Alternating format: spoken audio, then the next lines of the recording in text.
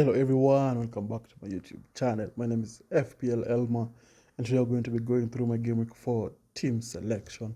But before we get into that, we're so close to 400 subscribers. So if you haven't subscribed, make sure you hit that sub button and also make sure you leave a like on the video. It really helps out the channel. So without wasting any much time, let's get straight into it. But before we get into the Game Week 4 team selection, can start off with my Game Week 3 team review. Managed to score 72 points, which was really good.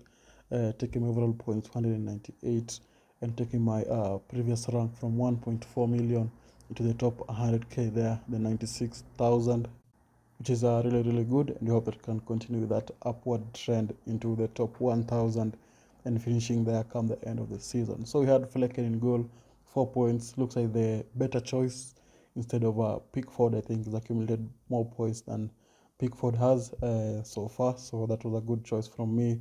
Then you have Matty Cash, 2 goals, 3 bonus points. Really impressive display from him. Then you had Chilwell, 6 points, managed to get a clean sheet. Really disappointed because I wanted to go for Gusto, but went for Chilwell instead at the last minute. Gusto managed to get 2 assists, and Chilwell only managed to get the clean sheet points, which was really disappointing. Then Estupinan, 1 point, not good enough against the team they were playing against. Then Bruno, 12 points, a goal and an assist, and picking up the 3 bonus points. Really good. At least I held onto him instead of bringing in Foden, who was out for the Man City game, but I still managed to get an assist off the bench. But I'd rather take the 12 points than the assist points. Then you had Rashford, 7 points, getting an assist. Saka back on penalties, scoring the goal and 1 bonus points. Then Martinelli Mbeumo with 2 points. Watkins getting another assist, not good enough again, 5 points. Haaland missing a penalty but scoring a goal. So the -2, so just 8 points from him. Then Matt Turner, 3 points, I think just save points from the United game. Then Udogi, three bonus points, an assist and a clean sheet, 12 points, looked really good. Maybe it's time to give him some time to play for me in Game Week 4. Then Kabore, 1 point, and Mubama, who did not play for West Ham, with 0 points. So in overall, a very good team display. Hope that for Game Week 4 we can be able to continue with that and maybe go into the top 1,000. So let's go into Game Week 4. So for Game Week 4, I have 2 transfers in mind. One of the transfers is Martinelli out. Just the poor performances, 10 points from their first 3 fixtures. Actually a bit reactionary, but I think for FPL you have to be like that. There's no time for leisure and patience in the game. Then I just think Arsenal are playing more on the right side because their left side is lacking the likes of Xhaka and Zinchenko, who used to offer Martinelli some form of help, and that's why I think it's time to move him on. And as well as the fixtures, they play United, Spurs, and Man City in their next 5. They didn't look so good against Fulham, although they controlled bits of the game. But I think Martinelli has not been good enough, and I think it's time to move on from him. So the player I'm looking to bring in is Sterling. Just easier fixtures, looked really good in their game against Luton. So I expect them to look like that against the smaller teams, if I may say, likes of Nottingham, Bournemouth, Aston Villa, tough fixture there, but Fulham and Burnley relatively easier. So I think Sterling is one to watch out for, and I think is someone I'm thinking of bringing in. There's a strong possibility that I might bring him into the team. But it's something to watch out for because Chelsea are going to be signing Cole Palmer from Man City. So will that damage Sterling's minutes? That's something to watch out for, but I don't think it will damage it a lot. So that's why I think I'm going to be going for Sterling. And then the next transfer I'm thinking of doing is Watkins. He's just not been good enough for his price. For 8 million, you expect a little bit more. Only had 3 assists so far in the league. He's banging in goals in the qualifiers for the Conference League or the Europa League. But when it comes to the Prem, there's nothing that he's doing here. 3 assists only. I think that's a very poor for 8 million. So I think I'm going to be moving him on as well. And I think I'm going to be going for Jackson. That's for the same reasons as Sterling. The easier fixtures. The number 9 for the team. Chelsea are playing really good. So I hope that Jackson will be able to bang in the goals. And for 0.9 million cheaper, can be able to distribute the funds into other parts of the pitch.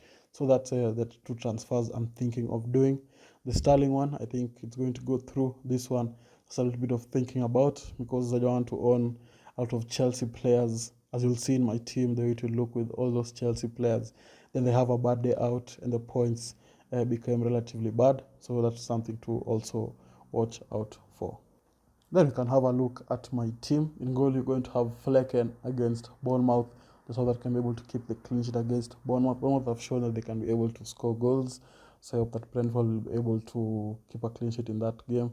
And if not, just bring the save points that it also works. Just outscore Pickford is what I'd say. Then you have Estupinan against Newcastle. Tough fixture that, but Brighton have shown that they play really well. They bounce back after defeats. So I hope that we'll be able to bounce back in this fixture. Then you have Udogi against Burnley. I think Burnley are relatively poor side.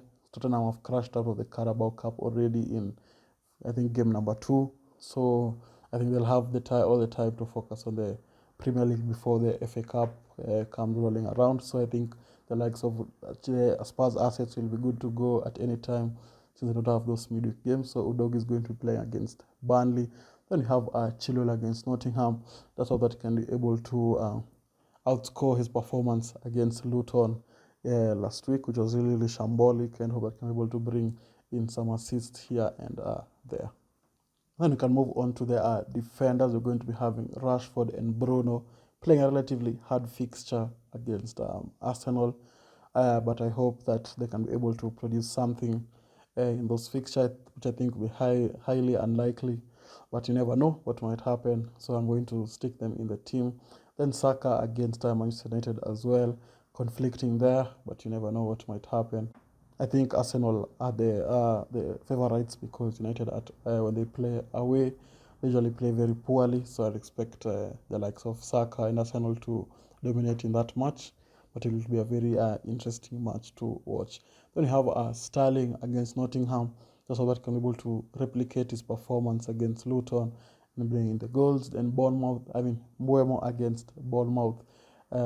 Just so that can be able to play better than he did against Crystal Palace, which was a very tough fixture. The defense is really, really good.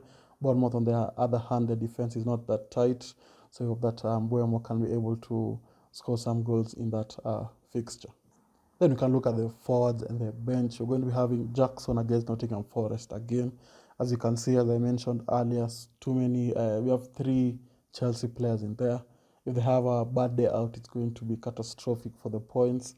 But I think it's worth taking the risk with Jackson, Sterling, and Chilwell in there.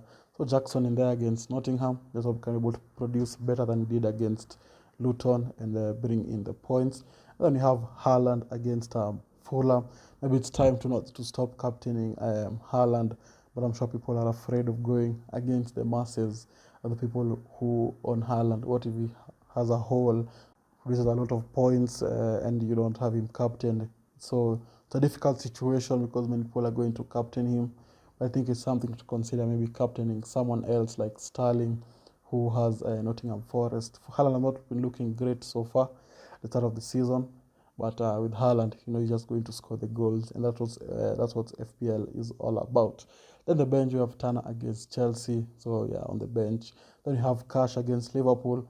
I know he got 17 points in his last fixture, but Liverpool at home, different animals, and I'm sure they played really, really well against Newcastle, and they were down to 10 men. So it's going to be, I'm sure the Liverpool are going to score, so it's not going to be clean. The question is, Cash, is he going to score as well? So that's something to think about. But I think my defense is pretty good. So it's whether between Cash and Estupinan at the moment. So that's something to think about. Then you have Mobama against Luton. Doesn't play. Then Kabore against West Ham. Luton are just a shambles at the back, conceding goals left, right, and center. So he's going to stay at the bench. So this is how the team is looking like for Game Week 4. Let me know in the comments what you think. If you have any questions, you can DM me on Instagram, Twitter. Links down in the description, or you can put your questions in the comments and I'll answer them for sure. So with that, I'd like to thank you all guys for watching. Hope you have enjoyed, and I'll see you all guys later. Bye bye.